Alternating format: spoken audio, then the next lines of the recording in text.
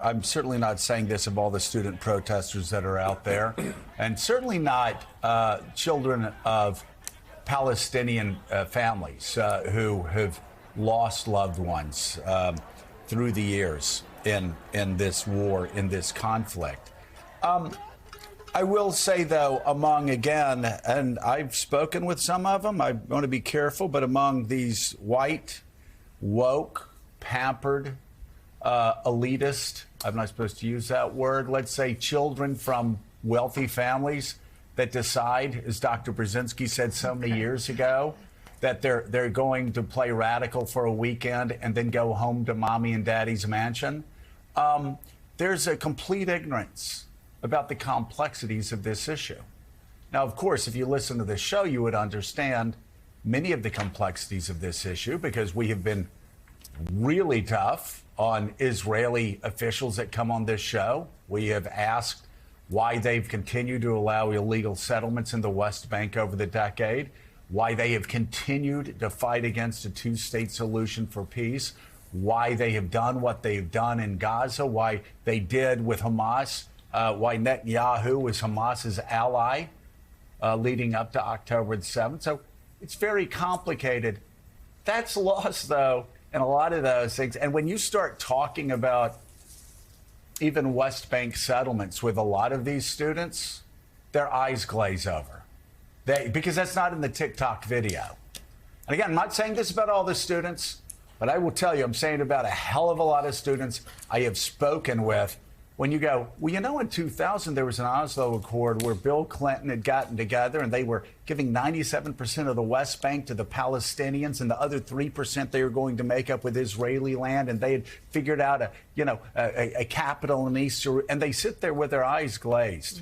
Just have no idea what happened in this peace process, what happened through the years. They see something on TikTok and they're like, Israel bad and Hamas good. And they go out and they start shouting at Jews. Yeah, and you don't even have to go that deep. You can ask, what does it mean to chant from the river to the sea? And they don't know. And then when you tell them what it is, and we've seen this from reporters asking some, but not all of them. Some of them have a deep understanding of this. They don't understand that that means the elimination of the state of Israel and the people who live within that state. So I've been having a lot of these same conversations as you, Joe. So if you watch our show, you know how critical we've been of Netanyahu, of the prosecution of the war, that we grieve and mourn for children and women who have been killed in this war, that are starving in this war. It's a terrible, terrible thing. But that does not give kids on college campuses license to chant from the river to the sea and to say that Jewish kids should not exist in some cases, at Columbia, for example. So, Jonathan, from your point of view at the ADL, what are you hearing? I mean, you've brought us a great look at the Jewish experience since October 7th, but right now, in the midst of these protests, what is it like to be a Jewish student on the campus of not just Columbia, but University of Texas? There are a whole bunch of schools. It's the right question, Willie. You know, I was at UCLA on Sunday. I was at USC on Friday talking to Jewish students. I was at Columbia last week. And let me tell you, I don't know exactly what Eugene saw at GW in terms of these tents, but I've talked to students from all these universities, and they don't feel afraid. They are with good reason. Right. And I mean, as mentioned in the opening here, you had someone with a hatchet at University of Utah. You had students with hammers who broke into the building at Columbia last night. You had someone with a sword at UCLA on Sunday. This isn't normal. People showing up fully concealing their faces like they're ISIS fighters. That isn't normal. And I heard from kids again and again and again. They are leaving campus. They are moving out of their dorms because they are worried. At Columbia, of course, President Shafiq, she had to close classes. I don't know if people realize this. Classes are over at Columbia. They all went remote because the administration was so afraid of these people. I see these videos. I see these images of mass protesters breaking into buildings, barricading them with furniture.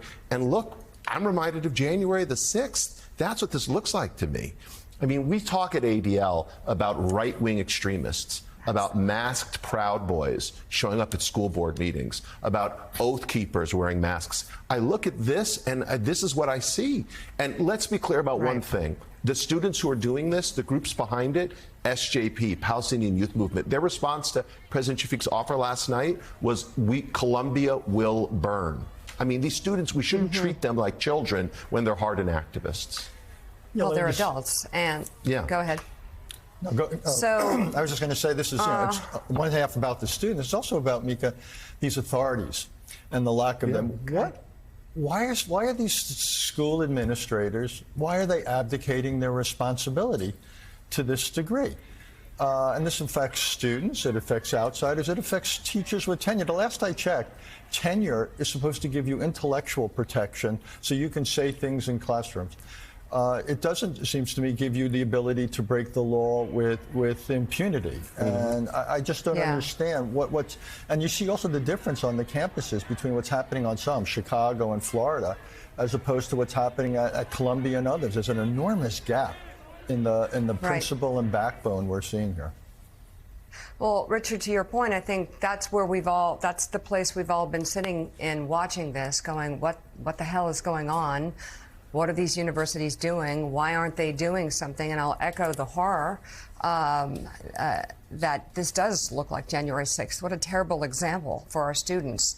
At the same time, these are young adults, and the question is, why do you choose to learn about the complexities of other situations around the world, but this one, you want to set up an encampment. This one, you want to scare people. This one, you want to come to the edge of violence or even go to violence. Not the this edge. one, They're you into risk buildings. Your future and your education for. See, I think these college students obviously are missing the part where they need to see what's going on across the country with these protests. That it's now in the realm of violence. It's in the realm of hatred, whether some are peaceful or not.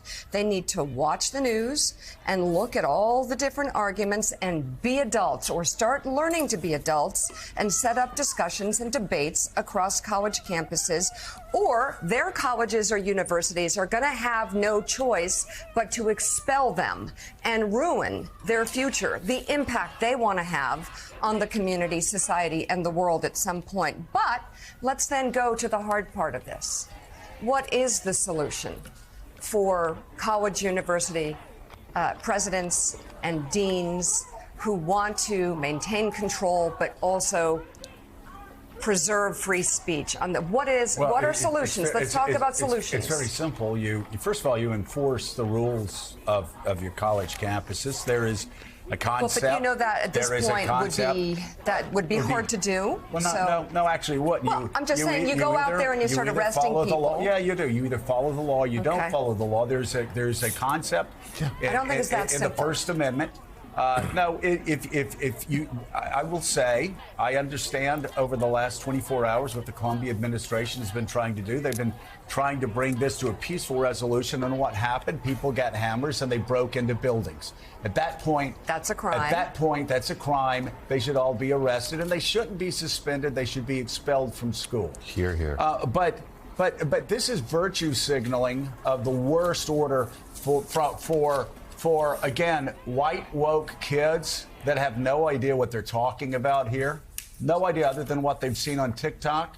Again, there's a huge gulf, in my mind, between children of Palestinian families who have been a part of this tragedy and this suffering over the decades. And so I am not one to be able to sit in judgment of them. But I can sit in judgment of school administrators. What do you do? What do you do in a situation like this? You stop the law breaking. You make your campus safe for everyone. For everyone. For everyone. You don't allow these protesters to take the campus over themselves and say, this is our viewpoint. We are going to scream. We are going to set up encampments. We are going to dominate this debate. So you only hear our side. And the louder we scream, the more self-righteous we feel. That's what they're doing. The idea of colleges, Willie, the last time I checked, for at least when there still were liberal, the sort of the liberal tradition of learning, at places like Columbia, you actually have discussions. You actually pursue the truth, not your truth, not the truth you're feeling. You try to pursue the truth, what the truth is. And if you can't get to the truth in a place like Israel, then what you do is you talk through it and you try to work towards peace. You try to work towards a two-state solution. Now, people say, and I've heard this from students on college campuses, oh, you can't even bring up a two-state solution because they say that's a Zionist conspiracy. Peace for the Palestinians is a Zionist conspiracy? Go ahead, take these pictures down. I want to talk to Willie. Willie, who's learning? Who's learning by these images that we saw? Who's learning more about the Middle East? Who's learning about the illegal settlements on the West Bank set up by Netanyahu? Who's talked through a discussion with, let's say, Jewish students to say, you understand your government's been illegally setting up settlements in the West Bank, making a two-state solution next to impossible, while cynically aligning with Hamas because you want to undermine the people who don't want to wipe Israel off the map because they're the biggest threat to a two-state solution. And if you get both sides talking together, you would find out that Hamas and Netanyahu both are enemies of a two-state solution. So maybe that's why they were working together to divide people in Israel, to divide people in Gaza, to divide people in the West Bank, and to divide people on college campuses. And then you ask the question, okay, so we understand there are people who are enemies of peace here. What do we do to outthink them? What do we do to outmaneuver them? How do we move toward peace? Because that's what this should all be about, not virtue signaling or screaming or breaking into buildings. But for that to happen, people that run universities can't allow anarchists to take over buildings, to use hammers to break into buildings. Now people say, oh, you can't do, yeah, you can enforce the law. You can enforce the law, and then you can start classes again, and then you can begin teaching students, like having discussions with students, talking about the horrific complexities that have surrounded this argument, this debate since 1948. And then maybe you learn something. We kind of think that's what colleges are about, not getting hammers and breaking into and occupying buildings at Columbia University. Joe, your analysis is sophisticated, thoughtful, and more than an inch deep, so it's just not going to work. I'm afraid. Won't work. It was too thoughtful there. But I will say, for all these images we've seen and been discussed and advised, those conversations are happening. I can speak for my own school, Vanderbilt. We had the chancellor on last week. You guys have talked a lot about Dartmouth, where they're having these discussions. They're bringing in an Israeli ambassador and somebody, the head of the Palestinian Authority, and they're explaining their sides, and they're having a civil debate, and no one has a hammer, and no one's yelling. Right. They're giving people places on campuses to protest. And then, in the case of Vanderbilt anyway, when they stormed into a building and broke a window and pushed a security guard aside and sat there for a day, the students were suspended. They looked individually at all their cases, and they expelled a handful of them. So we've given you all these outlets, Jonathan. We've given you places to have these conversations, which is what college is supposed to be. You don't have to pick a side, just listen to the debate. Totally. But, I mean, do you think any of the people in that building at Columbia right now actually want to have that conversation? Look, President Shafiq needs to, deliver consequences, not make concessions. Chancellor Diermeyer at Vandy is an example of just a leader with moral clarity. That's your alma mater. My alma mater is Northwestern. President Michael Schill actually gave in to the protesters yesterday at Northwestern, inexplicably, literally making a series of concessions to them after they did the same thing. And I think we need to keep in mind, these demonstrators are ruining it for everyone. They are holding hostage kids' graduation, commencements, just the final exams period. So it's not just a Jewish problem, it's everyone's problem. And Jonathan, Jonathan, these kids that are going to miss their college graduation because of these people that are occupying buildings and making the campus unsafe were the same ones that missed their high school graduations because of COVID. Again, the selfishness, it's extraordinary that they have to shut down campuses when in fact there are ways for them to get their message across. Of course there are. And keep in mind the numbers. Columbia has 30,000 students. You know how many are in this encampment, Joe? It's like 200. So we're talking about 0.7%. Same kind of numbers at Northwestern or all these schools. This is a fringe between literally like 0.6 and 1% of all of the students. And I would say one other point that's really important. You know, not all Jews look like me. There are plenty of Jews from the Middle East at USC on Friday. I heard from an Iranian Jewish student whose parents fled the Islamic Revolution, who's basically been told, you can't be part of the Middle East North African group because you're Jewish.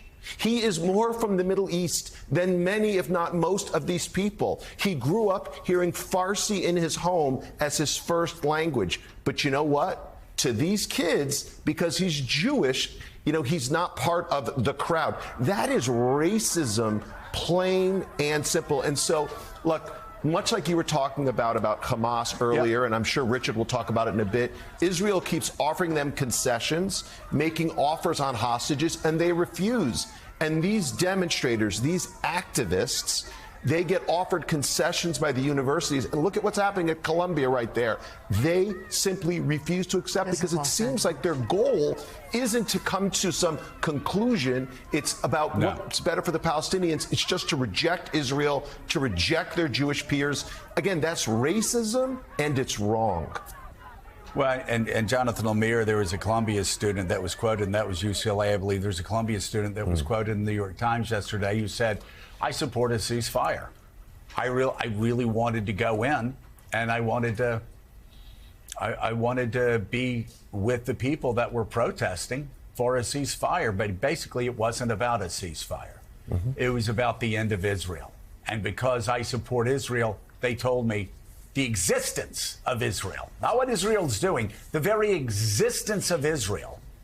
Because I supported the existence of Israel as a Jew, but because as a Jew, I also supported peace and a ceasefire and the end of the war in Gaza.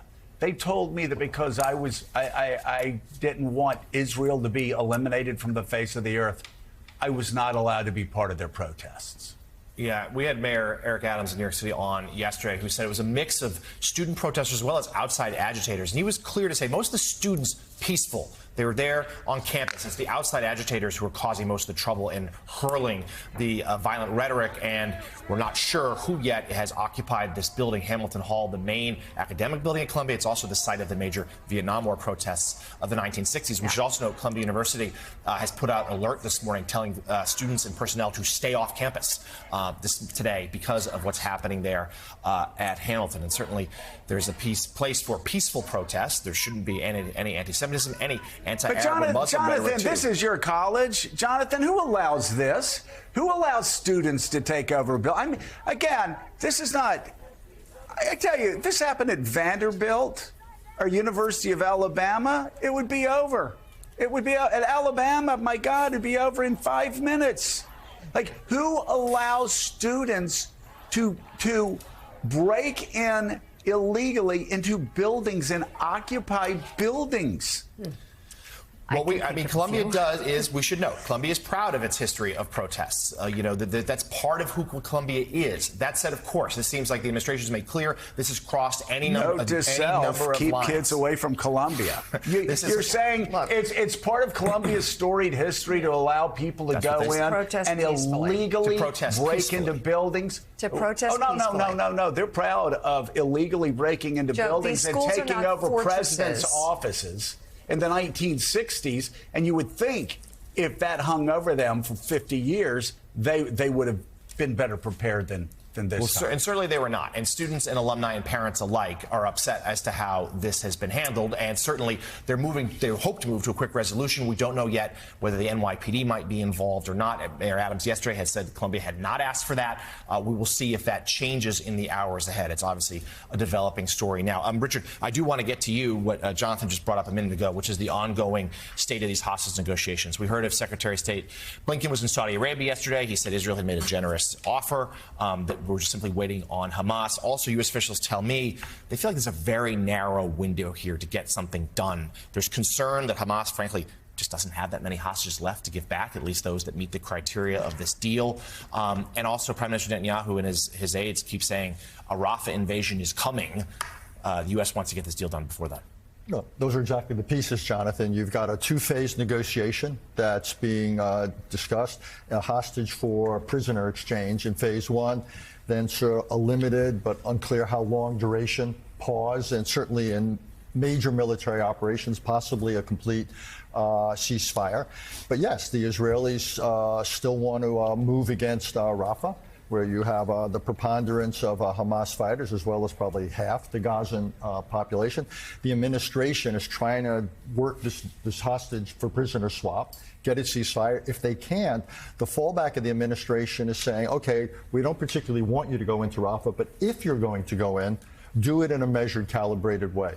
Use force in a much more discriminating way than you've used for the preponderance of the last 6-7 months. So there's lots of negotiations going on with Hamas, with Israel, almost on various contingencies. That's where we stand. And my guess is this will become clear in the next couple of days. Here we are essentially coming up at the 7-month point of this. But let me say one last thing. However this works itself out over the next couple of days and weeks, you're still going to have some of the same fundamental questions. Yeah.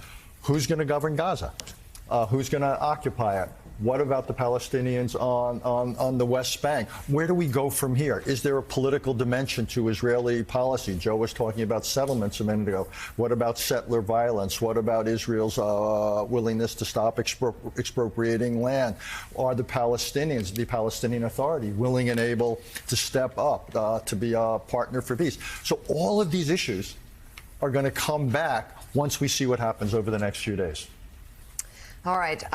Jonathan Greenblatt, to close, I just want to start where we began, which is on the campus of Columbia University. You have students, you have outside agitators, and you have a lot of people who don't know what they're talking about. So within the realm of that, what should Columbia do? If you could tell them right now how to handle this, what's the solution? I would say President Shafiq. Listen to the people around you, not to the radical fringe. President Shafiq, number one, none of us support the use of excessive force, but coordinate with law enforcement and get those protesters out of those buildings and retake the campus for all your students once and for all, number one. Number two, no concessions to terrorists. These kids are telling you they, quote, want to burn Columbia down, like Chancellor Dearmeyer, who Willie mentioned before. Suspend and expel the kids who are trying to destroy the institution. And number three, President Shafiq, no masking on campus. Kids who conceal their identities, as Jonathan said, many of them are outside agitators, professional protesters. They are going in there and they are destroying Columbia University for the, to the detriment of everyone. Your Jewish students need you. All your students need you. The broader Columbia community needs you. So President Shafiq, again, get in the law enforcement, consequences, not concessions, and no more masking, whether it's KKK or Proud Boys or SJP. CEO of the Anti-Defamation League, Jonathan Greenblatt. Jonathan, thanks for being here this morning. And guys, as we head to break here, just a quick statement last night from the University of Florida, which says it patiently allowed students to protest for many days, warned them that eventually they'd be trespassing. They arrested a handful of students and sent out this statement, quote, "This is not complicated. The University of Florida is not a daycare, and we do not treat protesters like children. They knew the rules, they broke the rules, and now they will face the consequences." Here, here. That's from the There you University of go. Florida.